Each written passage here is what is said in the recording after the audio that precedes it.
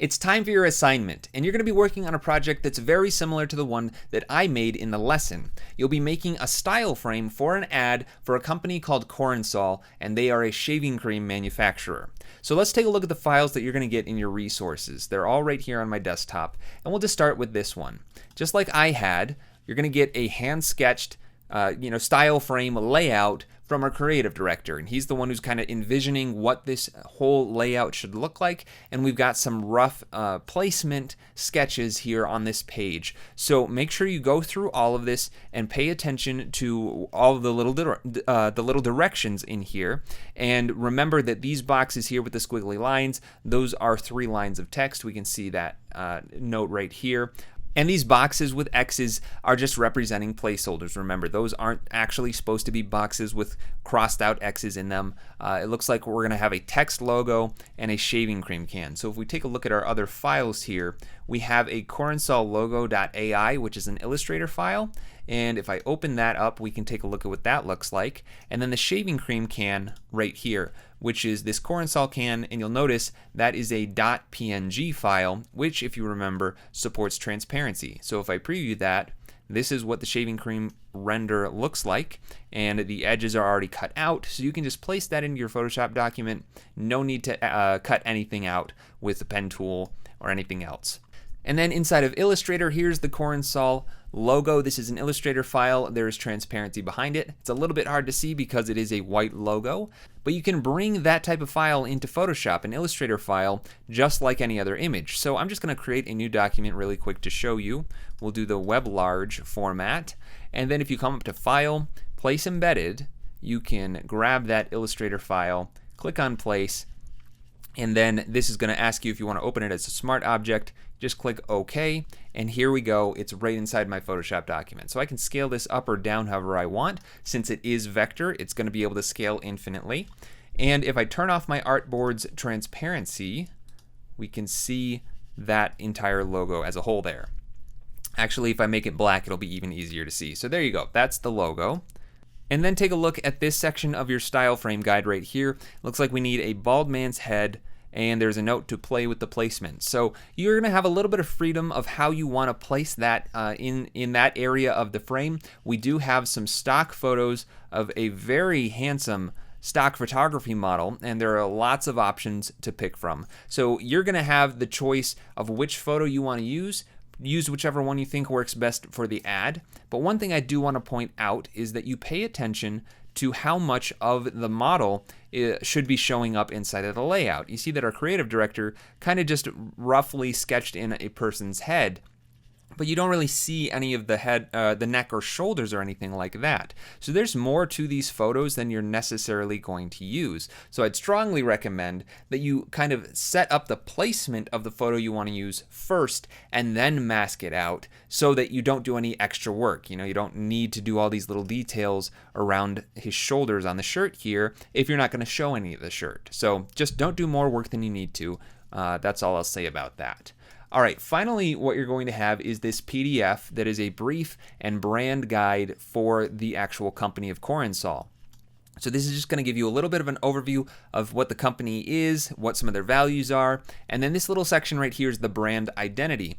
Now these are just 4 color swatches that are this company's primary colors. So generally these are the colors they're using in their own branding and advertising.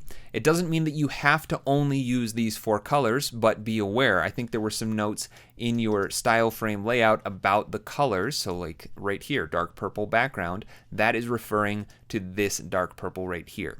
So if it makes sense, use these colors, but don't be afraid to add in some of your own colors if you feel like you need it.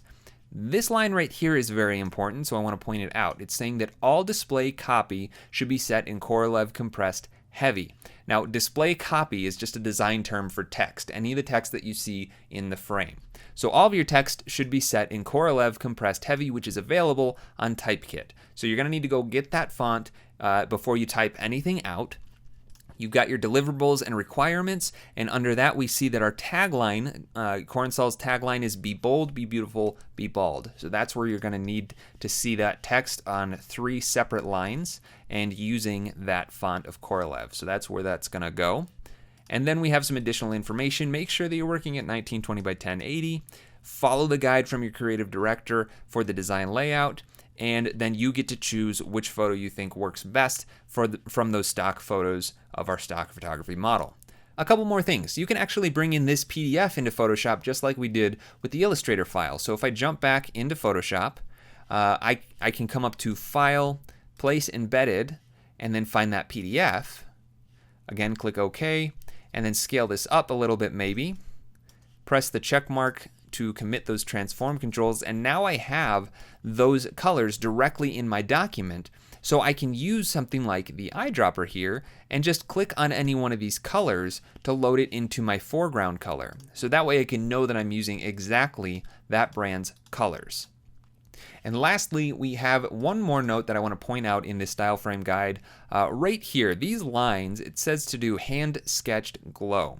So you can kind of interpret that however you want, but I think that the creative director is going to want to see something that looks a little bit more hand done here.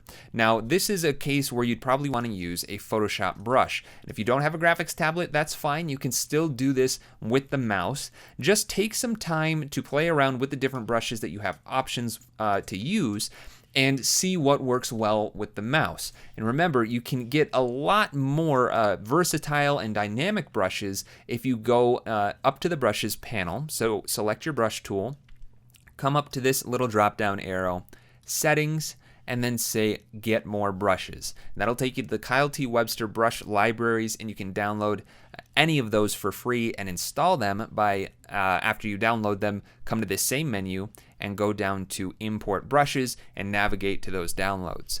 Now, I would definitely recommend that you start with the Mega Pack just because it covers so many different types of tools. There's so much stuff in here. But then just start looking through and seeing what you can, start to draw with your mouse. So let's just pick one at random here.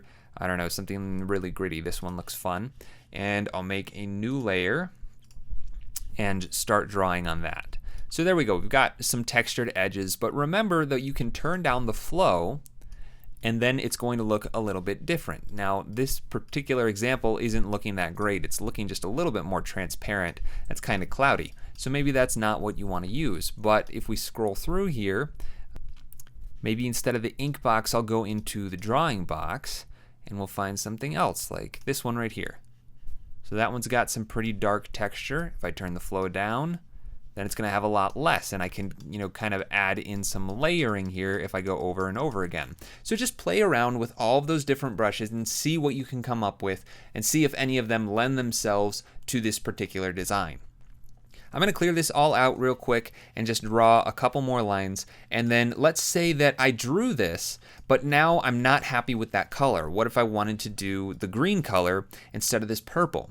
Well, a really quick way to be able to adjust this kind of thing is to just fill the layer with the color that you choose. So I'm going to switch to my eyedropper, select that green, and then if I use the keyboard shortcut for fill with foreground, which is Option Delete, that's going to fill it with green, but it filled the entire layer with green. So how do I keep that from going everywhere and just keep it right onto what I had already painted? Well, I'm going to undo, Command Z, and this little icon right here is Lock Transparent Pixels. And what this is going to do, if I click on it with that layer selected, is not allow me to put any kind of adjustments on anything except what's already there. So if I were to grab my brush tool and just paint over this, you can see that I'm not able to paint outside of those lines. Now, I don't need to brush it in my hand. I can do the same fill command of Option Delete, and that's going to fill all of the pixels that were already there with this color. So that's one way that you can adjust your colors. And if you want to add more to your drawing layer after the fact, just make sure to uncheck that Lock Transparent Pixels, and then I can go back to my brush tool and continue to draw on top of this. All right, that's it. So to recap your assignment, you're going to be making one style frame for Corensol. Follow all of your creative director's notes on that style frame guide and use that guide as a reference for the layout that you create in Photoshop. Also make sure that you're following Corensol's guides for their brand. You're using their colors, you're using their fonts, and when it comes to the stock photography model, you get to have creative freedom on which photo you want to use for that. Put all of that together in a 1920 by 1080 document, and once you're finished, Export that as a JPEG and upload it to the Homework Locker, and make sure that you also include your project files. That's it for this assignment. Good luck.